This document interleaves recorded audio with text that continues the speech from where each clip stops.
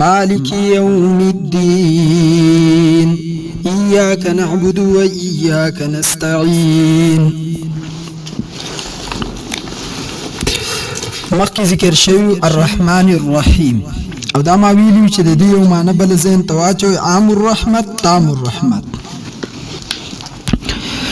عام الرحمت او تام الرحمت. عام الرحمت خو خلکو ته معلومي چې رحمت عام دی، دنیا کې هم دی آخرت کې هم دی، خو دنیا کې داسې عموم دی د الله رحمت ته چې کافر ته مسلمان دواړو څه دی، او آخرت کې الله تام الرحمت دی. او دا مسئله بیان شوی وه چې که یو کس ته رحیم نوم ویلی شي، لکه قرآن کې الله وی لقد جاءکم رسول من انفسکم عزیز علیه ما عنتم حریص علیکم بالمؤمنین رؤوف الرحیم. نبی علیہ السلام ته رؤوف الرحیم الله جل جلاله فرمایل دی. دا خو یو خبره د انسان رحمت تام نه دی. مثال ستاسو 10 روپۍ دي نو ته یو کس ته 10 ورکولی شي ټولي، او هر کس ته 10 نشي ورکولی. او د الله رحمت داسې تام دی چې الله هر یو ته یو شان ورکولی شي. الله هر یو ته یو شان ورکولی شي. مالک یوم الدین نن درس کې ستاسو د آیات دی مالک یوم الدین. مالک وی بادشاہ تا په دې آیات کې او سورۃ الفاتحه عموما هغه موږ ته طریقه ښیي. سورۃ الفاتحه موږ ته د دعا طریقه څنګه ښیي، چا نه چې غواړي اول به د هغه صفات وکړي، بیا به خپل راز بیان کړي لکه ایاک نعبد و ایاک نستعین، د مابین د بنده او د رب کې راز، او بیا به دعا وکړي ښکلې طریقه الله د دعا ښودله. په دې آیات کې مالک کې اشاره څه خبرې ته الله کړل. حدیث مبارک کې راځي نبی علیہ السلام حضرت علی کرم الله وجهه ته څه فرمایي. د فتنو دور چې کله راشي علي ورته وایي موږ به څه کوو. رسول الله صلی الله علیه وسلم ورته فرمایي علي د الله کتاب ونیسئ، فيه نبأ ما قبلکم وخبر ما بعدکم. دا داسې کتاب دی په دې کې خو د مخکې خلکو خبرونه مشته، لیکن د راتلونکو والا خلکو اخبار خبرونه دي کې هم پراته دي. د راتلونکو خلکو خبرونه په قرآن کې هم پراته دي، د راتلونکو حالات او اخبار. او رسول الله په دغه روایت کې علي ته فرمایي دا داسې کتاب دی لا یقضي عجائبه، خلق په لیکل کوي، تفسیرونه لیکي، د یو آیات نه څومره ترو باندې خلک استدلالات کوي، څومره مسائل ترې راوتلو. 1448 کاله وشو او د دې نه خلک مسائل راوباسي او د دې عجایبات نه ختمیږي. نو دا یو عجیبه کتاب دی او څومره ښکلی چې کله په انسان پوه شي. مالکي باچا ته وایي. یو قاضي دی او یو باچا دی. قاضي جج ته وایي، جج. تا یو څوک مړ کو او فیصله قاضي صاحب ته لاړه نو ته وکیل نیسي. هغه وکیل ستا د طرف نه صفایي پیش کوي د جج په وړاندې، او جج هغه صفایي ته ګوري 2 وکیلان مخامخي. جج فیصله اوري چې تا قتل کړل ته به قتل کیږي. او زه آسان مثال درکم، تا مړی وکول فیصله لاړه لال قلعه ته. د لال قلعه وایي ډي اس پي صاحب چې دا ویسئ تیمرګري سینټرل جیل ته، تیمرګري سینټرل جیل وایي دا ویسئ سپریم کورټ ته، او سپریم کورټ وایي های کورټ ته. په تا باندې سزا خیږي یار یو وایي چې قتل لیکل دی ته به عمر قید دی، قتل لیکل دی ته به عمر قید دی، قتل لیکل دی ته به عمر قید تیری. بس په اخر کې تا وایي چې زما د ترور زوی داغه تعلق دی د پاکستان د وزیر اعظم سره، صدر صاحب سره، باچا سره. نو کله چې تا قلعه ته فیصله وړه تا صفایي پیش کوله، تا چې سنټرل جیل ته وړه صفایي دی پیش کوله، های کورټ کې تا صفایي پیش کوله وکیل دی نیو، سپریم کورټ کې سپریم کورټ کې تا ځان له وکیل نیو خپل صفائی دی پیش کوله خو اوس چې باچا ته کله لاړې نو هغه ته تاوی زما له ترور د زوی سره تعلق دی نو تا له ترور زوی ته سوي باچا صاحب ته زما شفاعت وکړه ما قتل کړل دی او په ما باندې عمر قید خیږي یا ما باندې پانسی خیږي څه مطلب دا په دنیا کې قانون د قضاوت چلیږي د جج چلیږي اور په آخرت اور باچا سلامت سا الته تک وکیل نه نیسی د ترور زوی ته وې ته زما لپاره شفاعت وکړه د ترور زوی د شفاعتګر وګرځاو ځکه دغه تعلق د باچا صاحب سره دی او باچا ته چې دی فیصله خلک نه وړي د باچا نه خلک شفاعت غواړي چې ته زمونږ شفاعت وکړه ته زمونږ شفاعت وکړه فاستغفر الله واستغفر لهم الرسول لوجدوا الله توابا رحيما که رسول الله رچاره لپاره استغفار وغواړي نو الله جل جلاله به معاف کی مثال درکو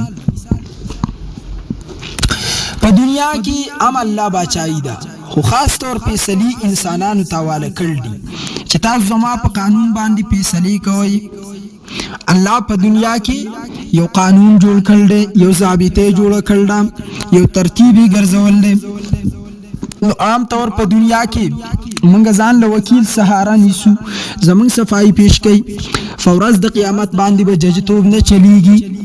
الله دا نه وایي چې قاضي یوم الدین الله فیصله کوونکی فورز د قیامت دی نه مالک لفظ الله فرمایل دی او کم از کم یو مسلمانی په منځ کې 22 ځلوي په ورځ کې مالک الله بادشاہ دی یعنی د الله په وړاندې باندې به شفاعت چلیږي لکه څنګه چې په سپریم کورټ کې وکیل چلیدو لیکن د پاکستان د وزیر اعظم په وړاندې ته شفاعتګر د ځان د پاره ګوري دغه شان په ورځ د قیامت باندې به څه چلیږي شفاعت به چلیږي مالک ویل بادشاہي به د الله نو موږ ته بیا الله کریم خودل دی چې فیصله بستاسو څوک کوي څوک بستاسو د فار شفاعت کوي په دې آیات کې الله د ډیرو ملحدینو د دې دور اعتراض جواب ورکړل دی بعضی خلک په حافظ قرآن پسې ملنډه کوي کنه په حافظ قرآن پسې بعضی خلک ملنډه کوي او دا وایي چې دا بسنګ د لاسو جهنميانو شفاعت کوي نو دا یاد ساته ستا د ترور زوی یا ستا دا رشتہ دار چې د باچا سره نږدې دی څنګه تا قتل کړل او تعالی شفاعت کوي هلته فیصلې تعالی نه کوي شفاعت کوي دغه شان حافظ قرآن به شفاعت کوي حدیث مبارک کې نبی علیہ السلام فرمایي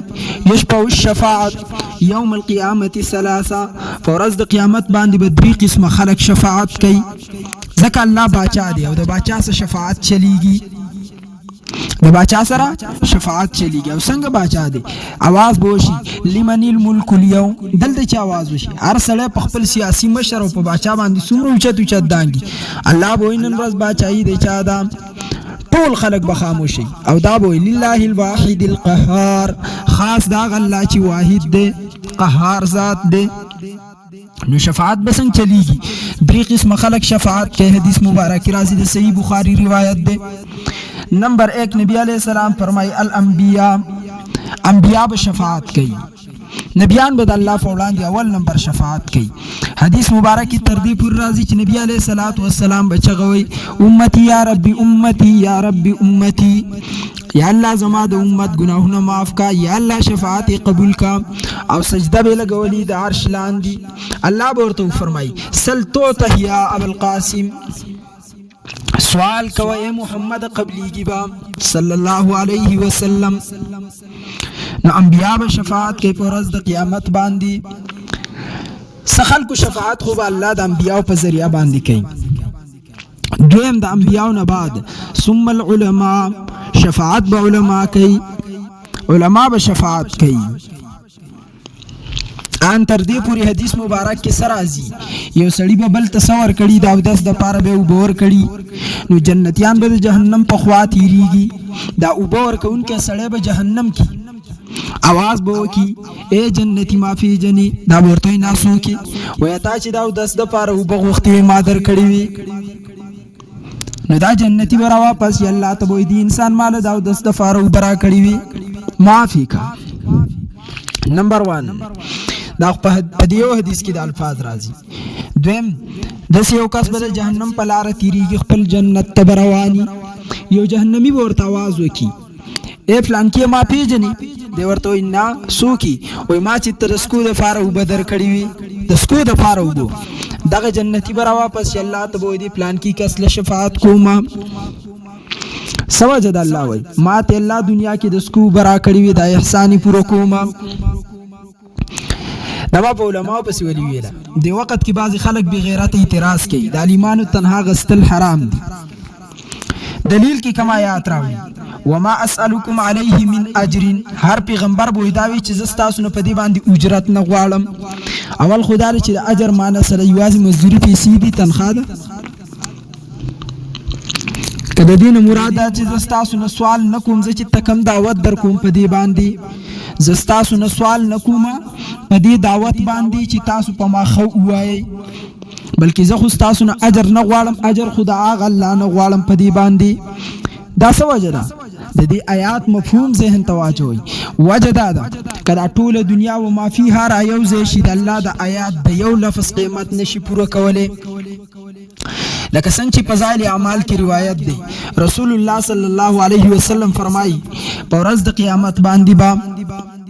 چې کم سړی په خپل بچی باندې قرآن وایي په ناظره او دی بچی په دې قرآن باندې عمل وکړو، الله به مور او پلار ته د سرو زرو داسې تاجونه به ورته قیمتي الله ور په سر کې رڼا به د نور نه زیاتوي، ټوله دنیا به قیمت نشي پوره کولی. نو د دې آیات تشریح د الله د نبی دغه حدیث کوي چې که ټوله دنیا را یو ځای شي د الله د قرآن قیمت نشي پوره کولی. نو پیغمبرم قوم ته دا وایي هر پیغمبر چې ستاسو نه زه د الله په دې دعوت باندې اجر نه الم، ځکه که ما پې نه اجرت اخیستی او تاسو زرې زرې کړی وی ځان، خو تاسو د دې قیمت نشئ پوره کولی چې د یو امتي مور او پلار ته تاج ورپسریږي او د هغې قیمت دنیا او د دنیا کې چې څه دي دا یې نشي پوره کولی. نو ته ووایه د یو نبي دعوت کې چې څومره اخلاص د هغې قیمت به پوره کړي. نو اول د آیات صحیح تشریح یاده کړه، بیا د قرآن آیات وایه. ورنه نبي علیه الصلاة والسلام فرمایي څوک چې د ځانه د الله د قرآن تشریح کوي، د ځانه لګیایي، زما له حدیثونه نه کوي او د ځانه پکې خبرې کوي، دا سړی ځان په جهنم کې کند په خپله باندې تیاروي. بله ورځ حمدانی صاحب ته چا سه باز کړلی، نو عباس کې ورته رالیږل ما ته تصویر راولیږو افلا یتدبرون القرآن. الله په قرآن کې فرمایي ای دوی فکر نه کوي په قرآن کې چې کله ورته ویلی کېږي چې په دې کې د عادیانو سمودیانو تفسیر خدا دی، د عادیانو سمودیانو په دې کې د فرعونیانو نمرودیانو د کفارو هغه حالات ذکر دي چې دوی پې عمل نه کوي. نو هغه آیات هم ورته غلط لیکل دی، ده تکر خطا کړی دی. یتدبرون القرآن ته لیکل دي تتدبرون القرآن، د غایب نه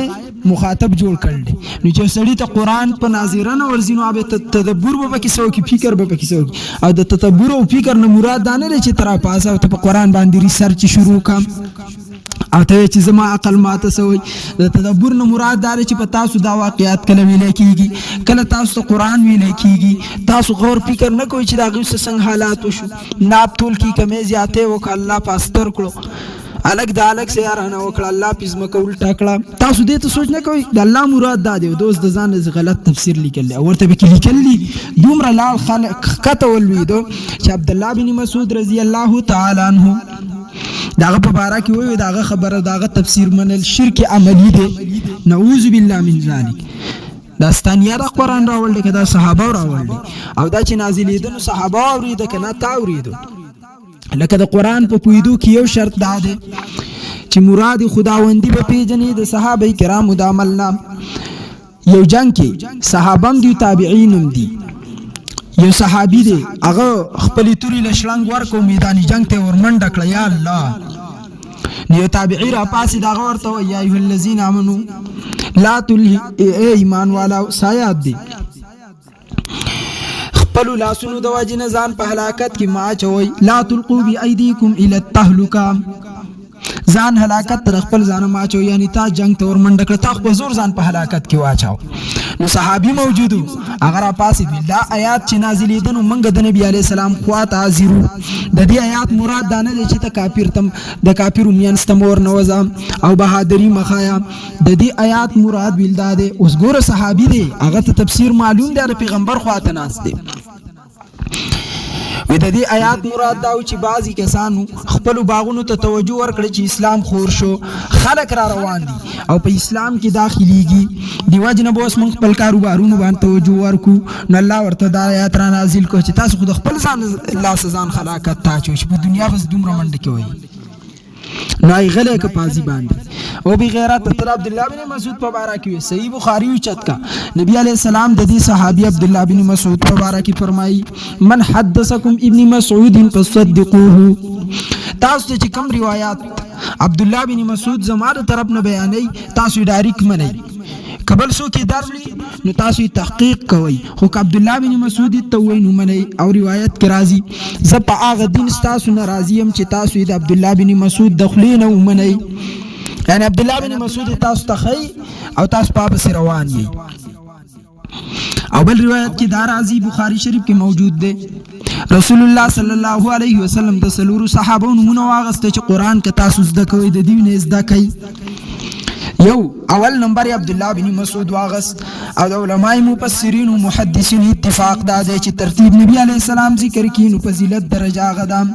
لکه په ترتیب کې اول عبد الله بن مسعود ذکر کانو د ټولو نه افضل عبد الله بن مسعود ته قران یاد دی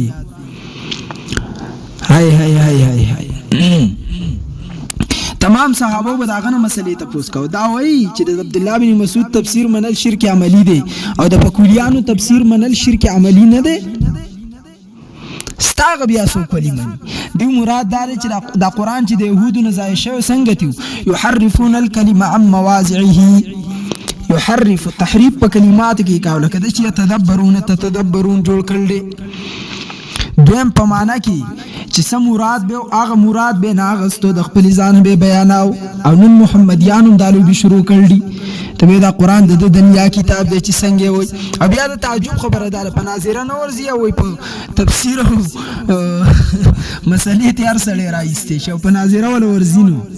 چې سړی ته ریډینګ پته نه لګي د الفاظ پته نه لګي نو هغه د دین مسائل سره وباسي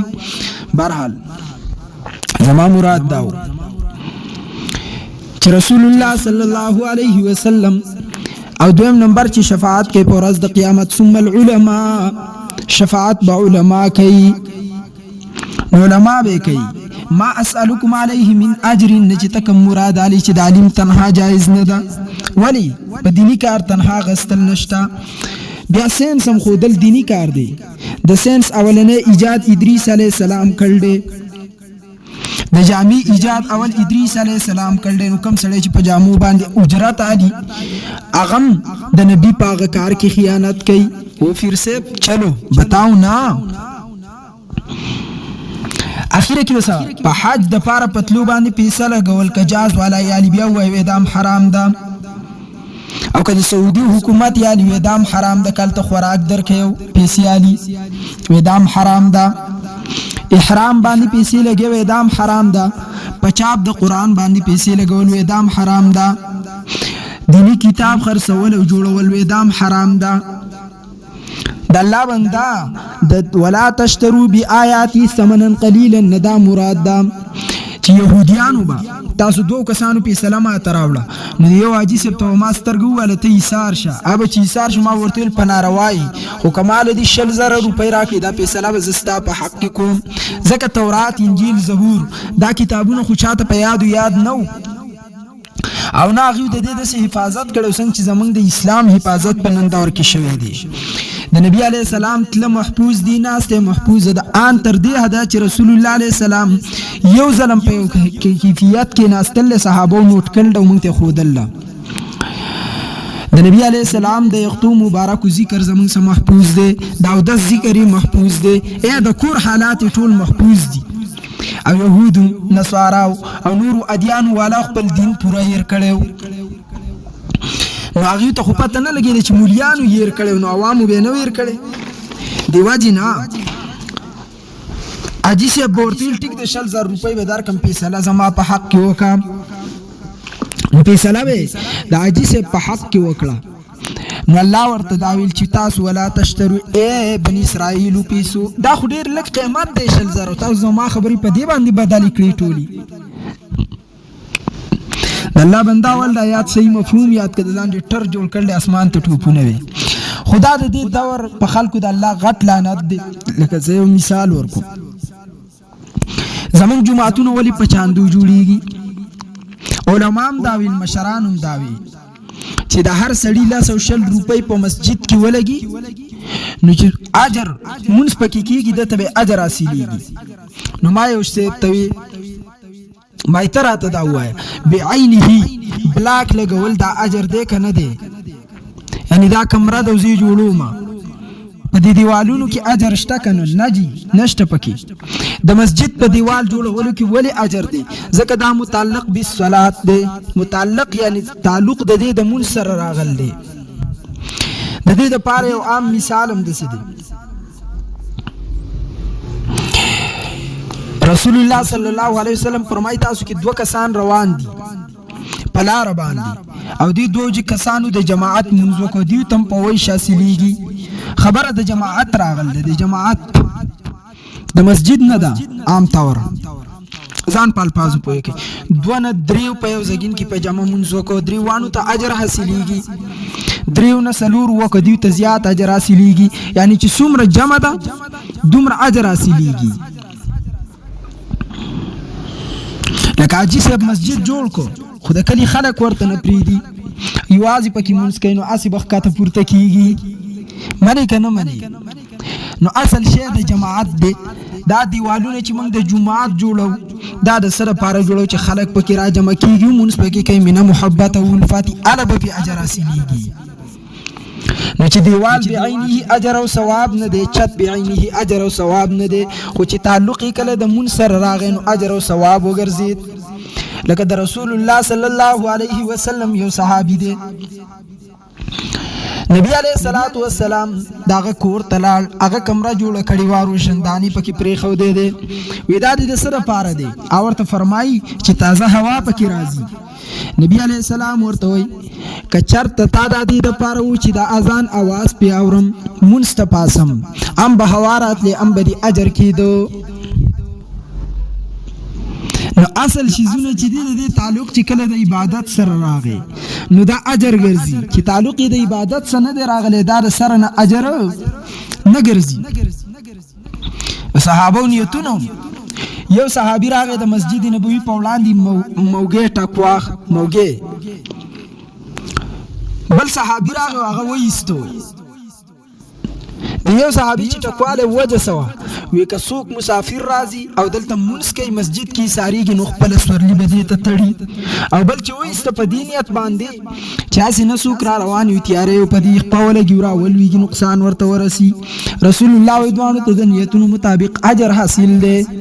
دوانو ته الله اجر ورکوي ځکه د دوانو نیت خالص د الله رضا و زما مراد دا چې کم یو سیس تعلق د عبادت سره راشي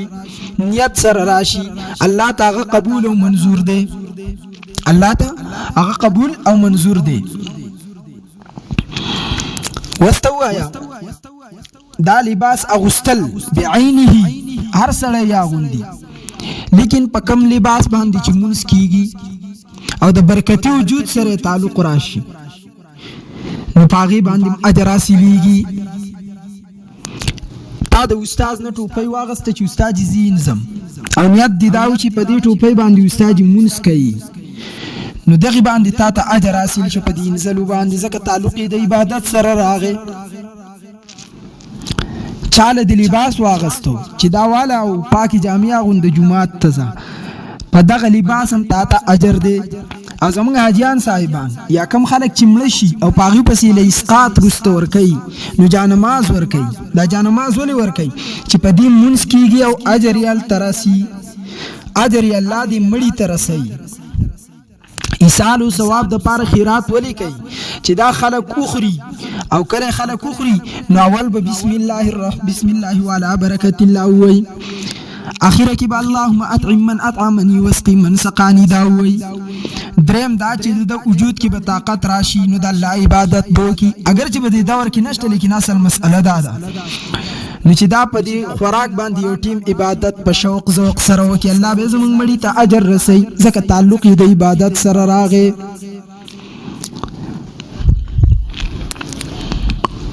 مولای صاحب ته ولې پټ کې آلی چې دې پیمونس کوي د دې اجر الله جل جلاله ما ترا کوي.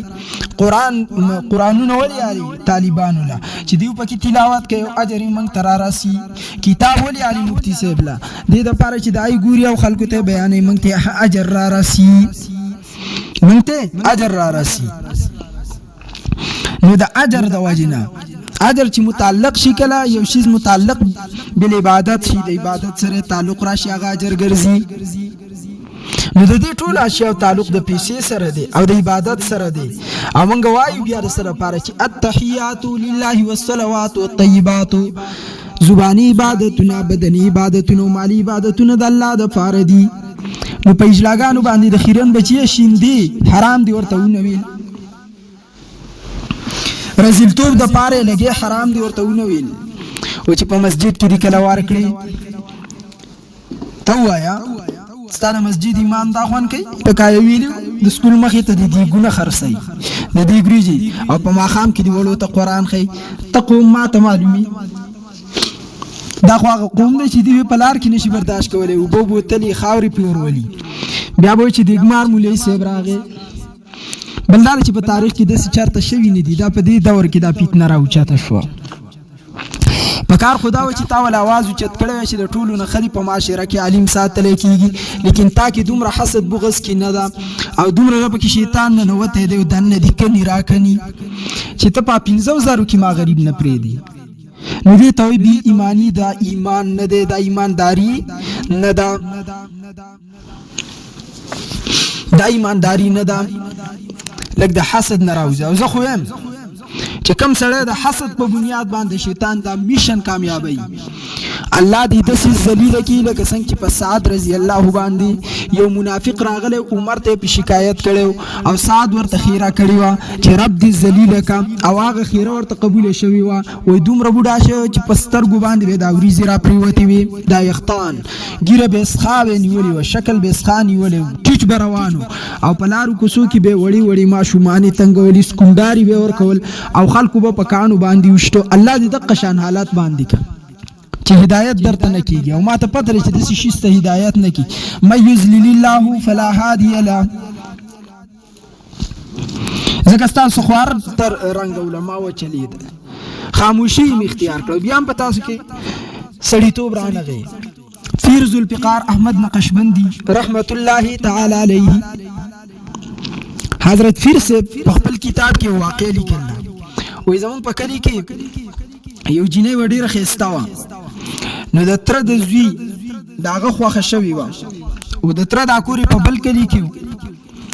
نو مور او پلار تپوس وکړه الکنا چې موږ د واده کو سوق د خوخه خو نه ده الک ورته وی د تراغ لور می خوخه ده خالق د شکل نم خسته نو الک تعلیم یافتم نو نو رشته مور او پلار راولم چې رشته کله راوړه د تر د لور کا نو تر ورته ډیره هدا اجنه مل ډیره خدا رشته وشو رخصتي وشو واده وشو جنې ته چې پاته ولګي دروستو خو اولی خو خا کړی و جنې ته چې دا پاته ولګي د زما د تر د ازوی جاهل دی درنګ نم خيسته نه دی تعلیمي یافته نه دی خو واده خو بیا کړو واده کړل جی روانه شو د واده نه څو ورځې بعد زموږ خو دلته ترتیب د ومي پنجاب کې 2-3 ورځې مونږ په ومه کې ښځه روانه کړو د پلار کې بوزو ومه ورته وایي هلته 2-3 ورځې د خاوند په کور کې بیا یې د پلار که 100 ورځو له بوزي نو د ومې پورې غالباني د هغه په خپل رسم و رواج سړي د خپله ښځه بوتله د تره د لورو د پلار کا جنې وسالک نه دی خو تعلیم یافتم نه دی د شکل نه ښایسته نه دی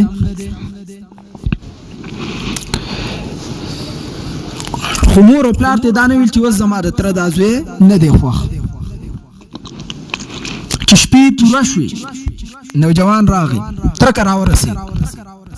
جیسله راغلی ښځه پسې مې راغلی پلار او مور پیسګې ورکو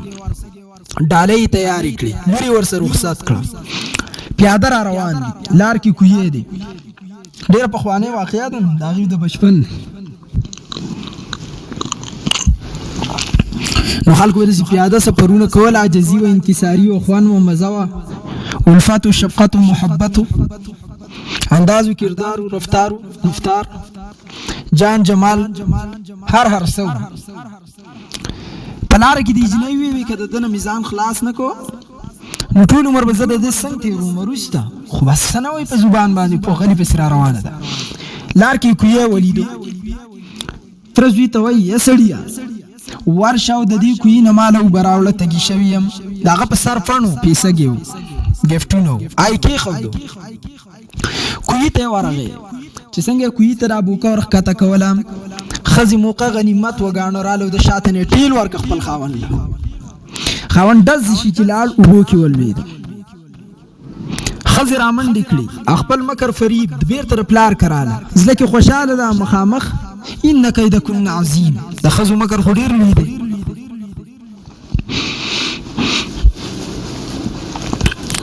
کور ته راله د پلار که وایي څه چل دی وایي زما خاوند زما په لار کې لږ جدا شه چې کار مې دی چې جدا شو ما ورته ډېر انتظار وکړه خو ومې نه لیدو زه په لار کې پرېښودم زه خو ځوانه ښځه یم بله ورځ مې واده شوی که یو پردی سړی راشي زه ورسه بدنامه شم یا مې ورسه دا خاوند بدنامه ورغواړي دې وجې نه ویرېدم نو دلته ترې رالم اولته یې سړی بوخه کړ دی کوهي ته یې اچوي دی دې دلته دا مکر کا او د الله شان دا دی چې الک څنګه کوهي ته لوېدل دی نو خپل ذهن یې رایق کړ دی کوهي کې خو اوبه دي نو لاس خپې وال شروع کړ دی اکمه رسی ډولې چې ښکته کړ دی اوبو ته آی په لاس ورغل دی نو په قلار قلار را روان دی ځان یې پې بره راخېجول دی هېڅ هم نه وي واپس په خپلې ښځې پسې را روان شوی دی د اخلاقو مظاهره یې کړله او دلته خو د هلک جینۍ دا تره و تندار یې ښه قار غوسه دي چې دی راغلی جامې هم وچې شوي دي نو هغې ورته ښه پوره سفاره ختمه کړل ده پښتانه ورته سفاره وایي چې موږ دله دا جینۍ درکړه دې دپاره هم درته درکړې وه چې ته په لار کې پرېږده ځوانه جینۍ تا کې څه حیا غیرت ایمان پښتو خو موږ کې نشته پنجابي شته تا کې سیم مې ورته ویلي خو حافظ ځان غلی کړل دی سې نه دي ویلي ورته ویلي چې زما نه غلطي وشوه خیر دی دا هلک ورته وایي ښه دا نه وایي چې ستاسو لور راسه داسې لوبه کړله بس دا جینۍ راسه ولېږئ چې بوځم ناوخته دی هغې ورته وایي ټیک ده بوځه ده را روانه کړله چې کله را روانه کړله په لار کې جینۍ سوچ کړلی چې ده ته خو ما جاهل وایو چې تعلیم یافته نه دی د رنګ نه ښایسته نه دی خو څومره غټه سینې ده که ده زما د مور او پلار په مخ کې دا ټوټل حقیقت ویلی و زما به څه حیا او عزت پاتې شوی مور او پلار باید زه خپل کور ته پرېښی وم نه بس خاوند یې په لار کې ما پې غوښتې ده نو زه هم تاسو ته وایم قومه چې څومره ستاسو څه د علماو ګزاره شروع کړل سینې درته غټې کړل دي او بیا هم تاسو هغه د خبیثانو لوبې کوئ هغه د رذیلو خلکو لوبې کوئ نو دا پته په قیامت بیا لګي چې د رسول الله خبرې رښتیا دي او که ستا د پکول استاز خبرې او ستا د عقل نه راوتې دا مرداري زه خو دا نه منم د دوی په جسم کې سر شته خو عقل پکې نشته اور که عقل پکې نو فکر او سمج پکې نشته که فکر او سمج پکې دی نو استعمالی نو هسې غویي دی ځکه په کول استاد یو د قرآن په تلاوت کې ثواب نشته دی خوشحاله دی او دا څه وایي چې زما ګناه به یوازې په هغی نه حدیث مبارک کی راضی من دعا الى هدى كان له من الاجر مثل اجور من عمل به تا چې چاته د سنت لارو خدا د هدایت لار دی ورته وخودا اخودن کتاب تا چې چاته خودل هغه په عمل وکړو هغه تعالی څومره اجر ورکو دومره به تا تم درکوي لا ينقص ذلك من اجورهم شيئا داغه د اجرت نه به الله سره کمی او تا ته به الله داغه نومره اجر درکوي او چاچی من الاسم مثل اسامی من تبعه تا چاته یو ګناه وخودا د قرآن د تلاوت نه دی منع کو هغه پې عمل وکړه د قرآن تلاوت نه کو څومره ګناه د هغه دومره ستام کیږي داغه په ګناه کې کمې ناراضي نو دا مو چې زما ټول سر پاغه خلاص دی نه استغفر ګناه کیږي او داغه دومره ګناه کیږي سورې چې تا مخ کې تلاوت کا وسینه کې حدیث مبارکو کې راځي چې دویم نمبر شفاعت په ورځ د قیامت ثم العلماء کوي سخال کو شفاعت به علماء کوي کنه نبی علی السلام هر یو ته نشو درې دی یا هر نبی هر یو ته نشو درې دی دا خو دنیا ده داغي مراد څنګه دی یو حدیث مبارک کې دا راځي چې اهل الجنه ان اهل الجنه لا يحتاجون الى العلماء في الجنه جنت والا په جنت کې علماء ته محتاج څنګه جنت کې ورځ مقرر دي یو ورځ بچی د فلار او مور ملاقات لذي یو ورځ رونه خويند دی او بل ملاقات لذي یو ورځ دوست د دوست ملاقات تزي او یو ورځ با خلق شاگردان د استاد ملاقات تزي او یو ورځ با خلق د سید الکائنات محمد مصطفی ملاقات تزي ټول وا او یو ورځ به ټول خلق چې د جمعې ورځ ده د الله ملاقات تزي او د الله د ملاقات نه چې کله راوځي نو جنت نه بهر به الله یو بازار لګولې پاغي کې سوق الصور هم دی د تصویرونو بازار پاغي کې د سامانونو بازار هم دی خو فری به یارسو په اجرت بنه ملاويږي بس دغه په خواخه باندې ملاويږي دغه خواخه د هغه پیسه ده شیز به پیالي د جنتی نو چې کله د الله ملاقات لاله شي نو الله خو لوی ذات دی او کله چې مونږه د عربي ملاقات ته زونو مونږ ته فضل کې سوته میساتو صابون او سپری تیلو دا به مونږ لراکې چې مونږ د دنیايي انسان نه دومره تامي ساتو نو د الله ملاقات چې کله خلک لاړ شي د دستور مطابق به ورته رب وایي تمنوا ما شئتم او جنتیانو تاسو خو زما د خوانه زه خو سخورانه غواړی کنه گفت خو به تزه در کوم خو زما دا خواخه ده چې تاسو څه غواړی چې زه درکم ځکه دنیا کې شاګرد د استاد خو لاړ شي نو استاد دې راته پوښتنه نه کوي چې زه ته دا گفت در کوم دا والا نه استاد دې راته پوښتنه نه کوي چې شاګرد به چې ته څه شی زمانه غواړي چې زه درکم نه خامخرانه سو غواړي کله چې استاد چرته دنیا کې چې شاګرد نه پریږي چې څه شیخ برانه غواړي او قسم غواړي زه درکوم نو که شاګرد ورته وي چې زنه فرادو غاړي غواړم استاد غریب په خپل باندې پسې کال زیرازي نو دی وجه نه تاسو نه کوي کنه خو بس پرې راوالي هو دا زموږ طرف نه گیفت شو خو د شاه استاد گیفت څومره سړی ته ګرانی مفتی کلیم الله حنفی صاحب استاد محترم مرکز اهل سنت والجماعت خانقاه حنفیه سرګودا زما استاد دی ملاقات ورته زما څنګه شو مال زم چیرته زی مال پختونخوا ته مال جیب ته لاس کاته کو او مال یو خیخه خوشبو را واغسته په الله یقینو کې چې ما در فراډون هم ډیر غوړه ده د استاد گیفت خو د استاد کنه خو که د سر یو یختي را کړې ما وي خو دې ما څه خوشبو ډیره خسته خوشبو ده خو ما دلته په ډبي کې خو دې ده بنده چې بالکل اخو دې خوانه شي مر شو مراسمه کیږي استاد نو الله جل جلاله لوی ذات دی او لوی ذات خبرې نه کوي دغه خلکو خبرې مغاټي هر سړی به چرته فيږي هر سړی ته چرته احساس کیږي لکه د امام اعظم ابو حنیفه دربار ته یو کس راغی امام صاحب ته ابي واوي نو واوي امام صاحب ورته ابي واوي اروان شو بارك الله فيك كما بارك في الله ولا بارك الله في علمك كما بارك في الله ولا بارك الله فيك كما بارك في الله ولا آلال قاضی ابو یوسف هم ناس دی محمد بن حسن شیبانی هم ناس دی مجتهد امام زفر هم ناس دی داود تائی پشانتی صوفیم پکی ناس دی خلق حیران دی جرادیو سوی چی کل آغلال شاگردان را پاسی دی امام صاحب توی اے ابو حنیفہ دی سڑی داتا تسوی امام ابو حنیفہ رحمت اللہ علیہ ورطا فرمائی ویدد سوال وکو چی دی تشہود پوارا کی دو روایات دی یو کی راضی التحیات لله والصلوات الطیبات نو والصلوات کی وشتا خو والطیبات کی و نشتا زد یو والا ویم کو والصلوات والطیبات بی واوین دو والا ویم امام صاحب ما ورتل چې بی واوین د دو والا روایت ډیر خده نو دا وروسته څه ویل چې کما بارک فی لا ولا الله دې ستا په علم کې نورم برکت واچوي. لا ولا څه مطلب دی؟ امام صاحب فرمایي اتلسمه سفاره کې الله فرمایي لا شرقیه ولا غربیه، الله نور السماوات آیات کې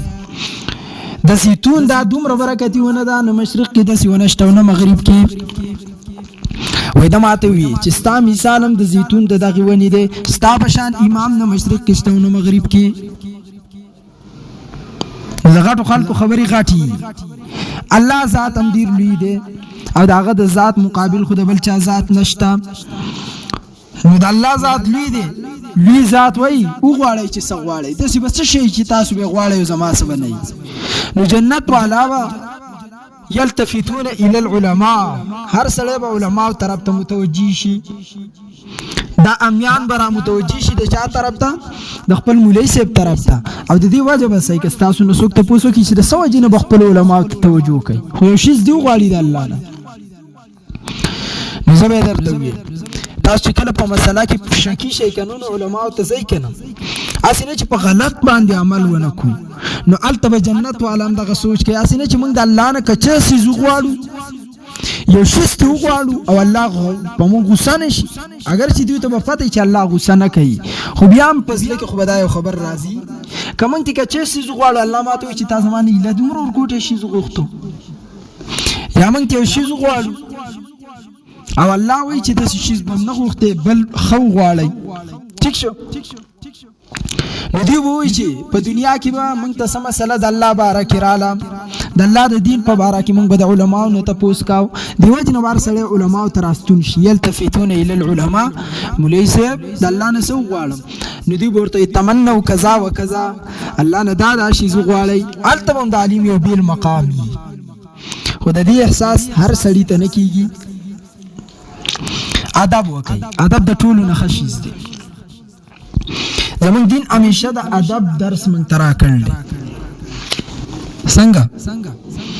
اسان الفاظو کې دا کلیه ذهن ته واچوئ. د ادب درس موږ ته خپل دین څنګه راکړی دی؟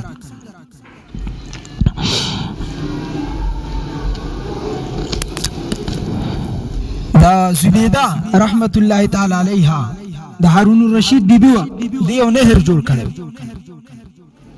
خلکو به تیو بس کې او په هغه دور کې نهر او چاته اوبو یو ذریعه جوړول دا خو ډېره لوی خبره وه. نو د دې د نهر نه به خلک راتله اوبه به یې تسکي. زبیده رحمه الله تعالی علیها چې کله مړه شوه چا خوب کې ولیده، ویل الله درسه څه معامله وکړه جوړې تا چې نهر جوړ کړی؟ ویل ویې بخلم. ویل په دې به یې بخلي چې تا نهر جوړ کړی او خلکو ته یې وبس کړي. هغې ورته ویل نه دا وجه نه وه، الله ماته وی چې ته ماته داسې یو شیز وښایه چې تا یو داسې عمل کړی چې زه دې پې وبخم، ستاسو څه داسې عمل در سره دی؟ زبیده وایي زنانه وه، د هارون الرشید ښځه وه، خو نهر به نه یادې، ځکه چې نهر تا د ملک د خزانه باندې جوړ کړی و، او د ملک په خزانه کې خو د عوامو مال پروت وي، نو استا نه دی، د عوامو په مال جوړ شوی، صرف ذریعه ته وي، نو اجر خو کېږي د انسان، خو پیسې خو د عوامو وي. نو زبیده وایي چې زه ډېر خفه شوم چې زما څه به داسې څه عمل وي. وایي ما ته الله وایي چې یو عمل در سره په هغې دې بخم. ما وایي ربه څه عمل دی؟ وایي راته یې وفرمایل چې عمل دا دی چې ته خوراک ته ناسته وي، نونۍ دې په لاس کې وه او په مسجد نه د الله اکبر اواز راغی، اذان شروع شو، مخکې به خلکو اذان میناره کې کاوه، دا بدعت اوس نو جومات ته دننه شو چې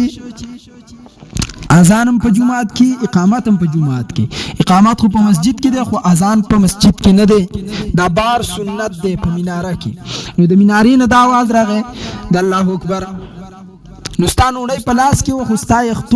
یخته لغړو،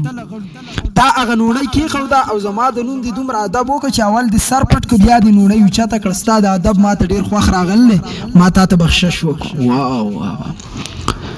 نو بعضې خلک به په ادب باندې جنت وګټي، خو بعضې یې نشي ګټلی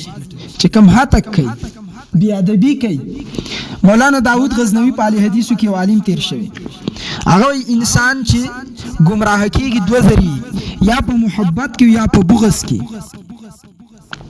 نو د بغض کې چې گمراه شي هغه بیرته صحیح لارې ته نه راځي دا خپل اهل حدیث او حضراتو ته ویل دیو اکثر په بغض کې گمراه کیږي او په محبت کې اکثر سړی گمراه کیږي نو خو په بغض کې خامخا گمراه کیږي دا نن سبا چې څومره خلک د علماو سره بغض کوي دی په دې بغض کې گمراهي حد ته رسیدل قرآن آیاتونو لم پکې لا تور کوي حدیث د نبی لم پکې لا تور کوي په پټکی به سیم ملانډه کوي د علیم شکل هم په زناورو په سیم خلای د علیم هاتک د انسان هاتک او دا ته چا ویل چې دا علیم ټیک دی دا ټیک نه دی ته په کوم دلیل وې سیاسي علیم ټیک نه دی سیاست ستاره پلار میراث دی دا خو د نبیانو میراث دی او د نبی وارث اصل علیم دی په هر سیس کې خو اصلي وراثت په علم کې دی خاص قائدی بغدادي کې دی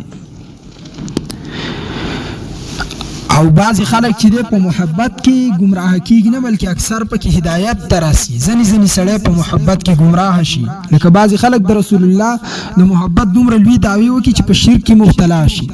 د غیب علم نعوذ بالله وی ورسا دی نبی علیہ السلام حاضر او ناظر دی دا قیدی ساتي ځان ته ساتل پکار دی بهرال دومره پورا دی ثم الشهدا دریم نمبر شفاعت به شهید کوي حکمن شهید نه ګوري حقیقتا شهید به شفاعت کوي حقیقتا شهید هغه ته وي چې جسم میدان جنگ ته ویول او په میدان جنگ کې کټ شو او په دې باندې زما وضاحتي بیان 2 غنټه موجود دی مقام ولایت مقام صحابیت مقام شهادت مقام نبوت او ګوري اوس پینشم کول د شهید ډیر لوی مقام دی او د الله سره په ورځ د قیامت ذکر د دا اوس بیل موضوع د ډیره غاټه نشم بیانولی چرته ټیم په ټیم به لګ لګ درته پکې وې مزګ زمونږ یو ټکی لار دومره ټیم واغس مقام د شهادت د الله په درگار کې مقام چلیږي الته اجرت نه چلیږي ښا نو که تاسو یو سړی را پاسي چې من تمسک بالسنه عند فساد امه فله اجر 100 شهید کم سړی چې زما یو سنت را ژوندې کو د سلو شهیدانو اجر دی جیزس سلو شهیدانو اجر را تحصیل شون زب شفاعتونه کوم نه اجر جدا شه دی قدر جدا شه دی اجر ته مزدوری وي قدر ته مقام وي اجر ته مزدوری وي کوشش وي پیسې وي او قدر ته پروتوکول وي د فیکټری مالک ډیره تنها دي 1 لک روپۍ د ورځې آمدن دي خو څوک ورته لاره نه بندوي او سهیل افریدي زمونږ وزیر اعلی د صوبې چې را روان لارې کوڅې ورته باندې حالانکې تنها به 80,000 دی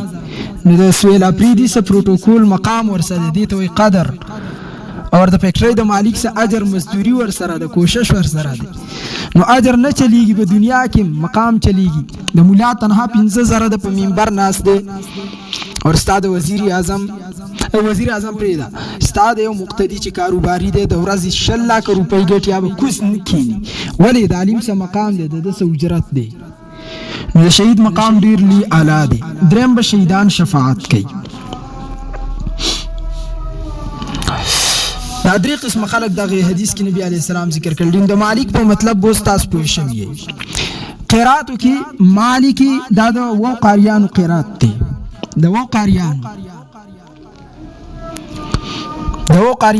قرات دی امام عاصم امام حفص کوفی چې کوم زموږ د کوفی قاریان دی او ټول دنیا کې نن دغه په قرات قران ویل کېږي اکثریت دا د امام ابو حنیفه هم سفر دی همزولی چې ورته وایي کوفین الله ډیر لوی خدمت اغسته دي ځکه د دې بنیاد چې خو د عمر او د شیطان نشیتلی منافق خودله خو شیطان نشیتلی امام عاصم کوفی رحمت الله علیه بارک راضی د وړو ته قران خودو یو شاګرد ته تاسو کې د خلینو ډیر خوشبو تلا استاد تاسو د خلینو ډیر خولي خيسته خوشبو روانه امام عاصم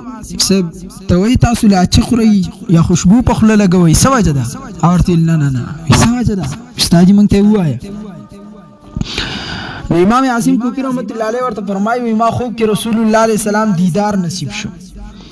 نو زما خواته نبی علیه السلام را نږدې شو ماته چې قاری استاد خلینو خوشبو روانه استاد داخله چې دا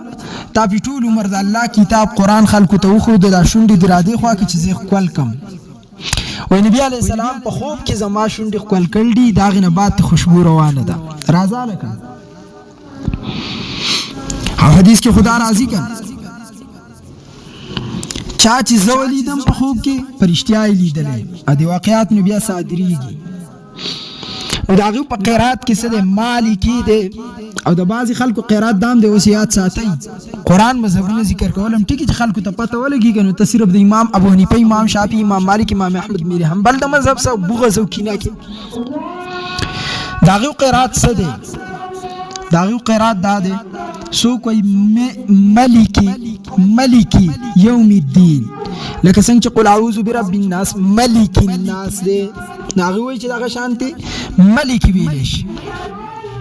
او ځنی ملیکی میم زبر مالام یازر لی ملیکی یوم الدین هم چاویل شته ابن کثیر د اقوال نقل کړي او زنو دسی ویل میم زبر مالام زر لی ملی